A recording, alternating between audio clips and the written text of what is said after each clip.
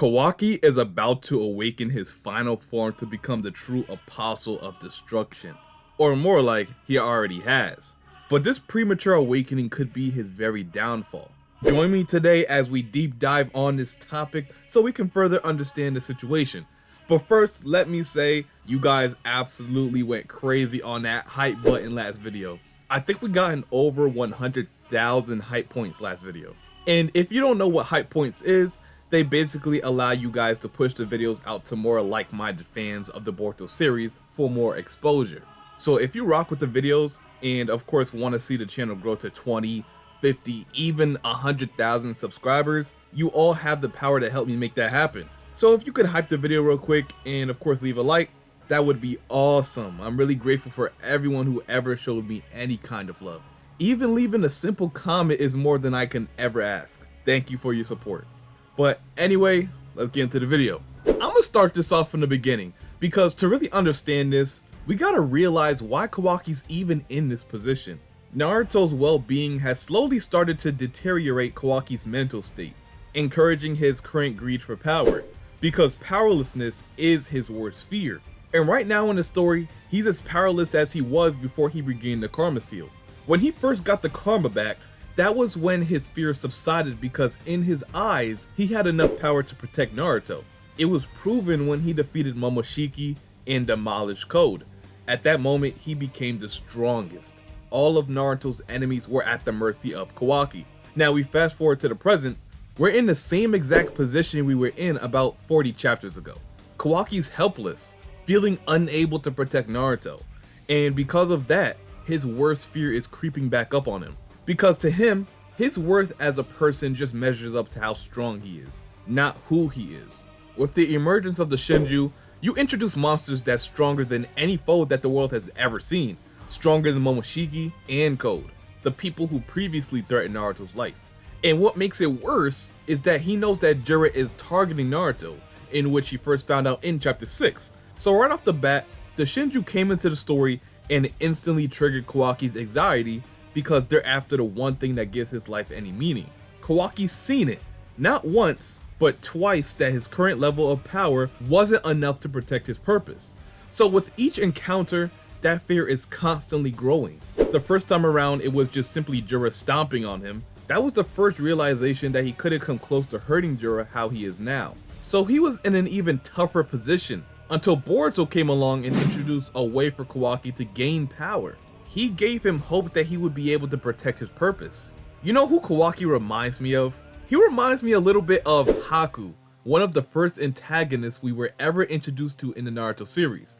In this arc, we learned exactly how the shinobi world operates and how most shinobi viewed themselves, like tools. Haku believed that his only purpose in life was to be a tool for Zabuza, whenever and however he needs it, whether it's to fight for him or protect him. And if he couldn't fulfill that role, his purpose in life was gone. And that was mainly because outside of Zabuza, Haku had no aspirations, no goals, no ambition of his own. All his goals in life lied with Zabuza. So in all reality, he was really like a tool. It was like he wasn't even his own person. Even though Kawaki doesn't really like the way of the shinobi because they're destined to die early, ironically, he's more like a shinobi than not. Or at least how he used to view shinobi. His purpose only lies with Naruto. He even said it himself that a world without Naruto isn't a world worth living in. So by all logic, Kawaki is Naruto's quote-unquote tool. That's his Haku. He has no ambition and no goal of his own that he strives for every day.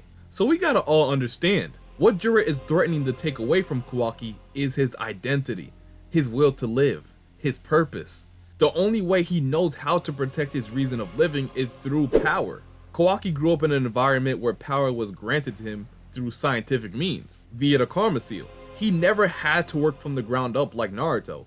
All the power he ever gained was instant and in great bursts. So what I mean is, unlike Naruto who had to grind every day to reach 100% of his potential, grinding out 1% every day, Kawaki jumped straight from 0 to 25%.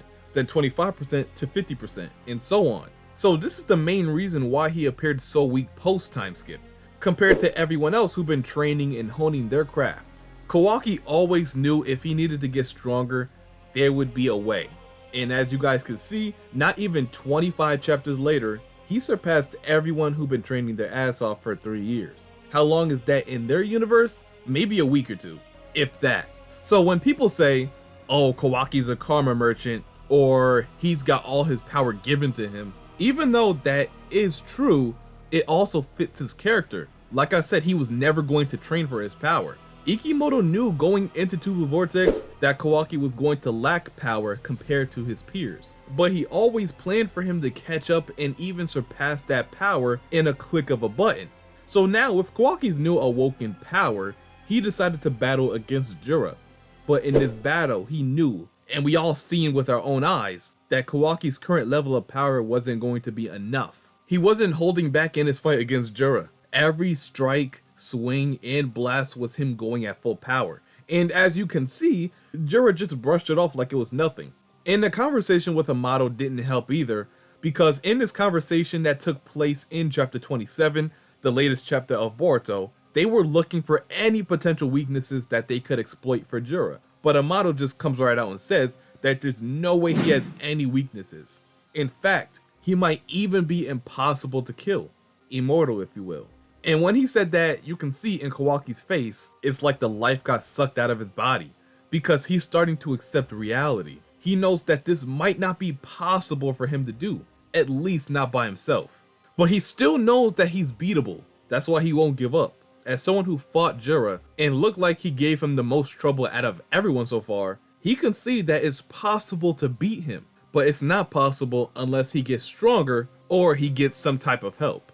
But like I said, Kawaki grew up in an environment where power was everything. Your worth was equated to how strong you were. So he doesn't know anything about camaraderie and trusting in your comrades. In his head, if he can't do it, it simply won't get done.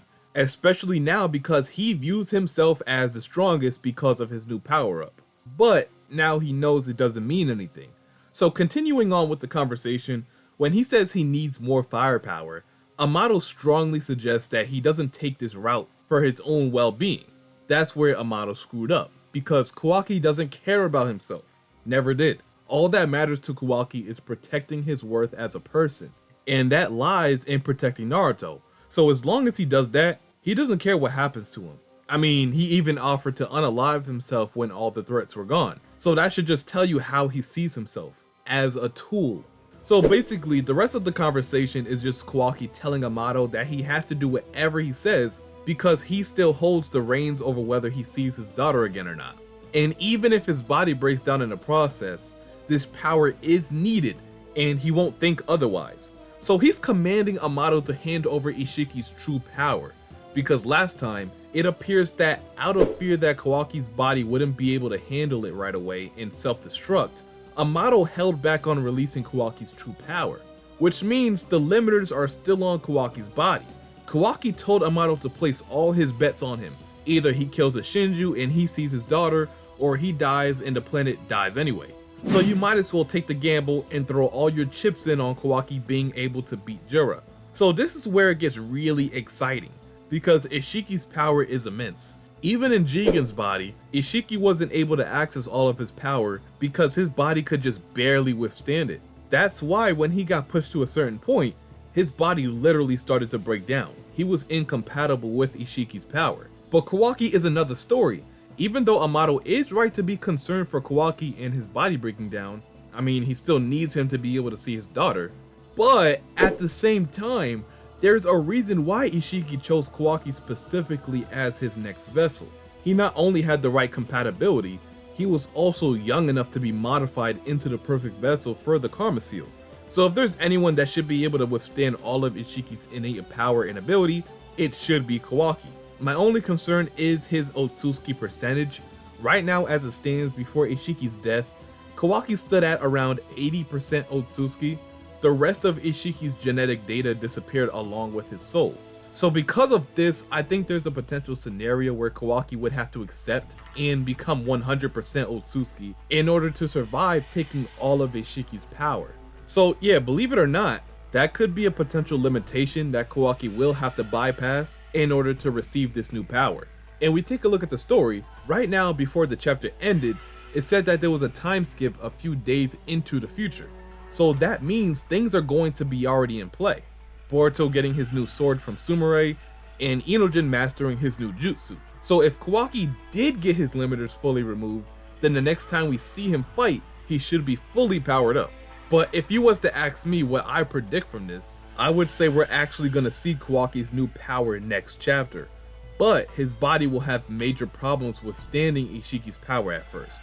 This will lead to his body breaking down mid-fight, and he might have to be removed or reverse summoned out of Konoha. Perhaps Koji could help with that, or even Boruto using FTG. I believe even though Kawaki says he wants more power, he greatly underestimated the drawback it could have on his body. Because right now, he's not thinking logically, he's being too emotional. And later, it's gonna come back to haunt him. This could end up leading to more crazy plot points, like Amato further experimenting on Kawaki to reinforce and enhance his body's durability, or he could end up saving himself due to his unbreakable resolve, similar to Obito in his attempt to keep the Ten Tails from fully devouring him. But yeah, that's my prediction. Without Kawaki, everyone is going to have to fight against Mamushi and win.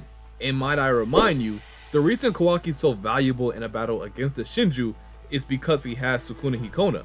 He can shrink their claw marks and limit movement around the battlefield and through dimensions. So that's very vital when it comes to that. Crucial even.